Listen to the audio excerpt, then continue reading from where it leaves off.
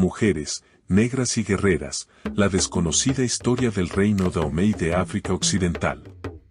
En el siglo XVII, en el actual Benín, floreció un reino que contaba con la protección de su regimiento militar exclusivamente femenino, que ha inspirado la aclamada película de Viola Davis, La Mujer Rey.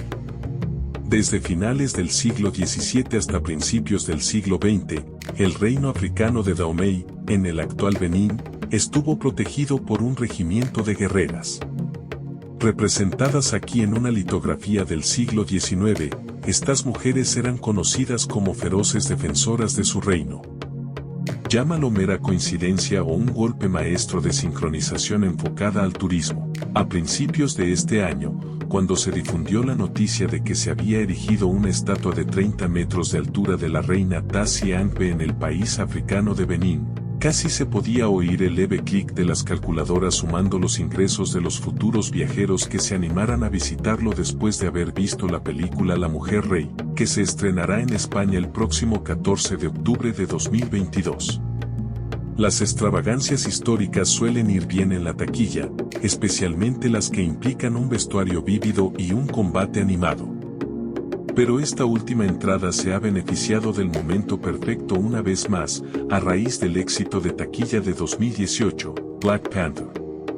La historia épica de la nación africana ficticia de Wakanda fue la precursora perfecta para una película impregnada de la tradición y la historia de un grupo de guerreras africanas de la vida real, cuya feroz destreza sorprendió a todos los que se encontraron. Guerreras de Dahomey cruzando un arroyo. Aunque a las integrantes de esta unidad militar exclusivamente femenina se las llama a menudo amazonas por ser más grandes que la vida, los historiadores dicen que el término colonial no hace justicia a estas mujeres tan reales y a sus logros. Benín/Dahomey, un miembro de las Mino o Amazonas de Dahomey, c. 1890. Las Amazonas de Dahomey o Mino eran un regimiento militar femenino del reino de Dahomey, actual Benín, que duró hasta finales del siglo XIX. Las Mino eran reclutadas entre las Aosí, esposas del rey, que a menudo eran cientos. Algunas mujeres de la sociedad Fon se convertían en Aosí voluntariamente, mientras que otras eran enroladas involuntariamente si sus maridos o padres se quejaban al rey por su comportamiento. Lejos de los elegantes trajes de sus homólogos cinematográficos, llevaban túnicas y pantalones cortos largos durante el combate. La pertenencia a los Mino se suponía que afinaba cualquier rasgo de carácter agresivo con vistas a la guerra. Durante su pertenencia no se les permitía tener hijos ni formar parte de la vida matrimonial. Muchos de ellos eran vírgenes. El regimiento tenía un estatus semisagrado, que se entrelazaba con las creencias religiosas de los Fon. Los Mino se entrenaban con un intenso ejercicio físico. Se hacía hincapié en la disciplina. En el último periodo, iban armados con rifles Winchester, garrotes y cuchillos.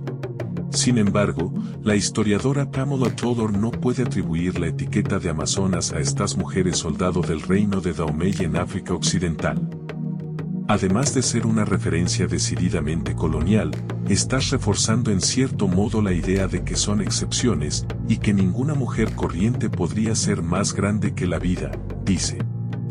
Es una perspectiva muy europea de estas mujeres increíbles. Toler, autora del libro Women Warriors, An Unexpected History, dice que es importante conocer la historia completa de este regimiento de guerreras que existió desde finales del siglo XVII hasta principios del siglo XX.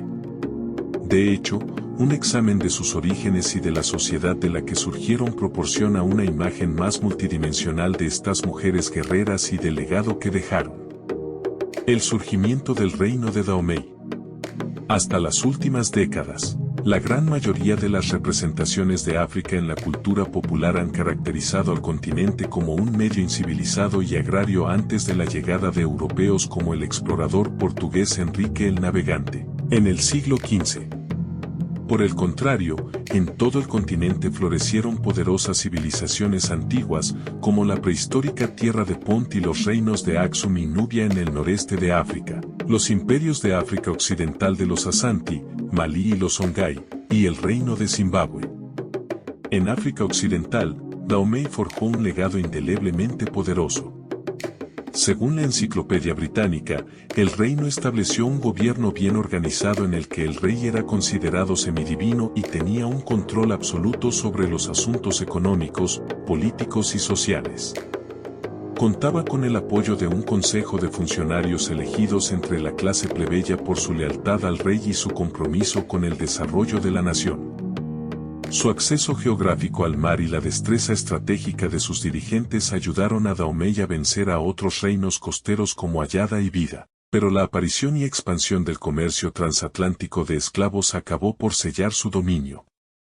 Se calcula que desde la década de 1720 hasta 1852, cuando los británicos impusieron un bloqueo naval, los gobernantes de Dahomey vendieron cientos de miles de personas de tribus y naciones vecinas a los británicos, franceses, portugueses y otros.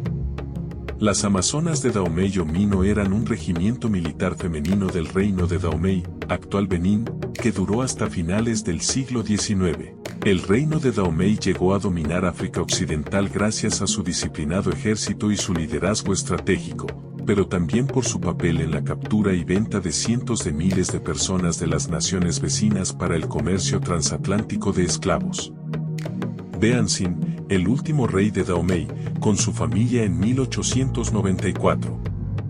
Aunque su predecesor había permitido a Francia reclamar la ciudad de Cotonú como protectorado, Beanzin se oponía firmemente a la colonización y lanzó un malogrado último impulso para acabar con la injerencia europea. Además del comercio de esclavos, Dahomey luchó por adquirir tierras fértiles para la agricultura y por impulsar su comercio de aceite de palma. Los impuestos y derechos recaudados por estas dos actividades ayudaron a Dahomey a construir una imponente presencia militar. Con el tiempo, las continuas incursiones en las comunidades vecinas redujeron significativamente el número de varones, lo que sentó las bases para que las mujeres asumieran el papel de guardianas y protectoras. Los orígenes de las guerreras de Dahomey. Un relato sobre sus orígenes sostiene que eran cazadoras de elefantes que sirvieron a las órdenes del rey Oweg-Badja, tercer rey de Dahomey, entre 1645 y 1685.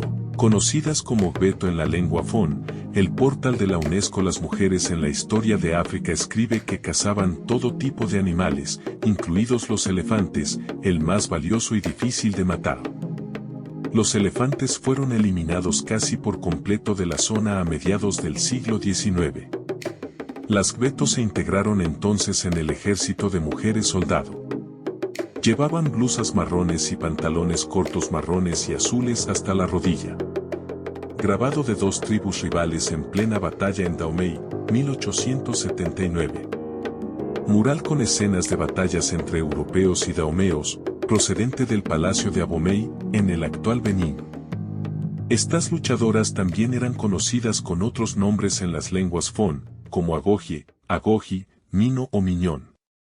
Pero la historia que prevalece sobre el origen de las guerreras de Dahomey es que el grupo se formó a instancias de la reina Angbe, hija de Oweg-Badja, que ascendió al poder tras la muerte de su hermano gemelo Akaba en circunstancias misteriosas a principios del siglo XVIII. El hecho de que Angbe reuniera un escuadrón de mujeres dispuestas a morir para protegerla a ella y a su reino fue una hazaña impresionante en la sociedad dahomeyana, profundamente patriarcal. Relacionado, 9 mujeres guerreras que pasaron a la historia. Estas luchadoras no eran concubinas ni siervas obligadas a someterse a los caprichos de cualquier hombre. Y no surgieron de la nada. Los historiadores llevan mucho tiempo señalando el protagonismo de las mujeres en algunas sociedades africanas.